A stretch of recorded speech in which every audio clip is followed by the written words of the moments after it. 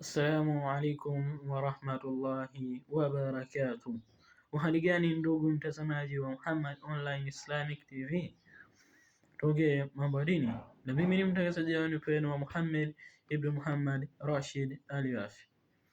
Niko hapa mbele yenu kukumbushia swala langu lile fadhakir, ukumbusho. Katika ukumbusho utamfahamu tu. يا أيها الكرام المسلمون إن الحمد لله نحمده ونستعينه ونستغفره ونعوذ بالله تعالى من شرور أنفسنا ومن سيئات أعمالنا من يهدي الله فلا مضل له ومن يضلل فلا هادي له وأشهد أن لا إله إلا الله وحده لا شريك له وأشهد أن سيدنا محمد عبده ورسوله. أما بعد، فإنك أشرف الحديث كتاب الله تعالى، وخير الحديث هدي محمد صلى الله عليه وسلم، وشر الأمور محدثاتها، وإن كل محدثة بدعة، وإن كل بدعة ضلالة، وكل ضلالة في النار. أعاذني الله وإياكم من عذاب النار. ما بعد، baada ya kumshukuru Allah subhanahu wa ta'ala na kumtakia zaidi za rehema kipenzi chetu mtume wetu Muhammad sallallahu alayhi wasallam, siku ya leo niko hapa kukumbusheni kuhusiana na swala zima la hija wal umra. Nitaanza na maana ya hija, ambayo kwa Kiarabu hija ina maana ya kutembelea mahala, kutembelea sehemu fulani au mahala fulani kwa sababu maalum, kwa sababu yani inakuwa ina sababu maalum tu. Katika Uislamu, hija ni kuzuru nyumba tukufu ya Allah subhanahu wa ta'ala katika mwezi na siku maalum, yani katika kipindi maalumu tu, kwa kuzingatia masharti na kutekeleza vitendo vyote vinavyozingatiwa katika ibada ya hija, kama ilivyoelezwa katika Qur'ani na Sunna kuwa hija ni faradhi kwa kila mukallaf, yani mwenye uwezo wa kiafya na mali, mara moja katika umri wake. Kama akitaka kuzidisha sio mbaya, kama mtume wetu Muhammad sallallahu alayhi wasallam. Neno umra lina maana ya kutembelea. Katika dini ya Kiislamu, umra ni kudhuru al-Kaaba katika kipindi chochote au muda wowote, siku yoyote, saa yoyote, sio lazima iwe katika kipindi maalum. Tofauti kati ya ibada ya hija na ibada ya umra. Hija ni faradhi kwa kila Muislamu mwenye uwezo mara moja katika uhai wake, lakini mara nyingi ni sunna ya bwana wetu mtume wetu Muhammad sallallahu alayhi wasallam. Umra ni sunna tu. Hija huanza katika mwezi 8 hadi mwezi 13, huchukua muda mrefu sana, na hufanyika Maka, hufanyika Muzdalifa, hufanyika Arafa na hufanyika Mina. Hizo sehemu zote hija hufanyika. Umra hauna wakati maalum, hufanyika muda wote katika mwaka na huchukua muda mfupi sana kufanya tukio la umra. Swala la hija, kuna watu maalum, wale wanaowajibika kuhiji peke yao, wale ndio wanaohiji Maka. Waliobale katika dini ya Kiislamu, wale watu waliobale sio miaka 18 tena. Dini ya Kiislamu inatuambia ni wale watu wenye miaka 15, lakini miaka 15 ila mtu mwenyewe awe anajielewa. Watu wenye akili timamu, sio chizi, waungwana. Nikisema waungwana inamaanisha wale watumwa, na yani watumwa, watu waliokuwa gerezani hawajibike kuhiji hadi watapokuwa huru. Wenye uwezo, nikisema wenye uwezo sio wenye uwezo wa mali tu, hata afya. Wale wenye afya na wale wenye mali kidogo wanaruhusiwa. Wasiwekewa kizuizi njiani. Kizuizi njiani ni wale labda hawa watu wanaotokea Tanzania wanapita njia fulani kuelekea hija, lakini wamewekewa kizuizi njiani kwa sababu sio ya karantini au usalama, itabidi mwaka huu wasihiji, waje kuhiji mwaka mwingine, wajipange tena. Pia wanawake hawajibiki kuhiji kabisa. Wanawajibika kuhija, hija inawajibisha kuhija kwa wanaume na wanawake, lakini wanawake watawajibika kuhiji waende na mume wake au maharimu zao. Hija ni ibada iliyopangwa fi ayamin maalum, katika siku maalum. Miezi ambayo Muislamu amewajibisha kunuia hija ni mwezi wa Shawwal, mwezi wa Dhulhijja, mwezi wa Dhulqada.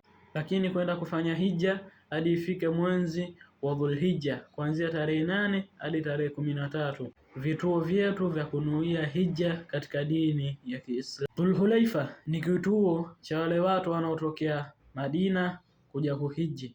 Kituo chao kinaitwa kwa sasa hivi Bil Ali Juhfar. Kituo hiki ni watu wale wote wa mashariki ndio wananuia hija zao, ndio kituo chao cha hija hapo, ambao ni watu wanaotokea Syria, Sham, Misri. Na kituo hiko kwa sasa hivi kinaitwa jina la Rabbik Kurnul Manaz. Kituo hiki ni cha kunuia hija kwa watu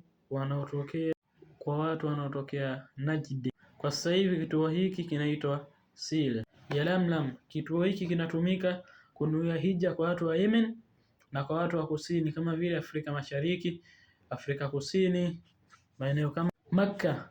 Wale watu wa Makka wanaruhusiwa kufanya hija katika majumba yao. Hiyo ni neema kubwa sana aliyopatiwa watu wa Makka Mukarram. Ihram ni hali ya kuchunga masharti ya hija na umra. Ile hali tu ni ya kuchunga masharti yake ndio ihram. Yaliyoharamishwa kwa mtu mwenye kuwa katika ihram: kufanya kitendo cha jimaa, kusema maneno yale yote yaliyokuwa maovu na machafu, kutenda mambo yaliyokuwa maovu na machafu, kunyoa au kung'oa, kuoa au kufanya mipango yoyote inayoingiliana na ndoa, kujipaka manukato yoyote, kuvaa nguo ya rangi yoyote yenye kuvutia. Kwa wanawake kuvaa nguo yoyote iliyoshonwa na yenye kufunika kichwa chake. Kwa wanawake kufunika uso na kufunika viganja vyao vya mikono, kuvaa viatu vyovyote vyenye kufunika miguu na kuvaa soksi, kuwinda au kusaidia kuwinda mnyama yoyote, kula nyama iliyowindwa au iliyopatikana kwa msaada wa mtu aliyokuwa katika ihram, kula mayai ya ndege yaliyopatikana kwa kuwindwa. Aina za hija. Hija imegawanyika katika aina kuu 3, ambayo aina ya kwanza inaitwa ifrad, aina ya pili inaitwa qiran, aina ya tatu inaitwa tamattu. Ifrad ni aina ya hija ambayo mtu anavaa ihram kwa ajili ya kunuia ibada ya hija tu bila ibada ya umra, ambayo ni rabbaika hijjatan. Qiran ni aina ya hija ambayo mtu huvaa ihram kwa ajili ya kufanya ibada ya hija na ibada ya umra, ambayo ni rabbaika hijjatan wa umratan. Aina ya hija ambayo inaitwa tamattu ni mtu kuvaa ihram kwa ajili ya ibada ya umra tu, ambayo ni rabbaika umratan. Ihram ambayo ni nia ya hija tu ni rabbaika umratan. Ukija kwenye qiran ni rabbaika hijjatan wa umratan. Ukija katika ifradi ni rabbaika hijjatan. Talbia ni kuitikia wito wa Allah pale alipomwamrisha Ibrahim kuwaita watu katika hija. Labbaik Allahumma labbaik labbaik la sharika laka labbaik innal hamda wan ni'mata laka wal mulku la sharika laka labbaik. Tawafu ni kuzunguka Al-Kaaba kutokea kwenye lile jiwe jeusi hadi mwisho wake ya tawafu. Anaofanya tawafu yule mtu anatakiwa awe tahara, yani aepukane na najisi zote na aepukane na hadathi zote. Hapo nitakuja katika siku ya Tarwih ambayo ni siku ya 8. Baada ya hapo nitakuja siku ya Arafa ambayo inakuwa ni siku ya 9. Kulala Muzdalifa ambapo ni kituo ambacho kipo katikati ya Arafa na Mina. Baada ya hapo nitakuja katika siku ya Dhulhijja ambayo ni siku ya kuchinja. Baada ya hapo nitakuja katika siku ya Tashriq ambayo ni mwezi 11, 12 na 13. Hapo imekuja aya katika Qur'ani, wadhkurullaha fi ayamin ma'dudat, mtajeni Allah katika kipindi cha muda mchache mno. Huu ndo muda mchache wa siku 3 ambazo watu kule Makka watakuwa wanamtaja Allah subhanahu wa ta'ala kwa wingi sana. Assalamu alaykum wa rahmatullahi wa barakatuh.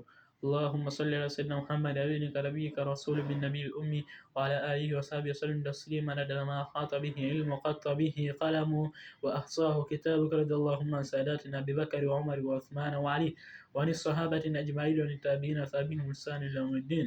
سبحان ربك العزة عما يصفون والسلام على المرسلين والحمد لله رب العالمين. Tukutane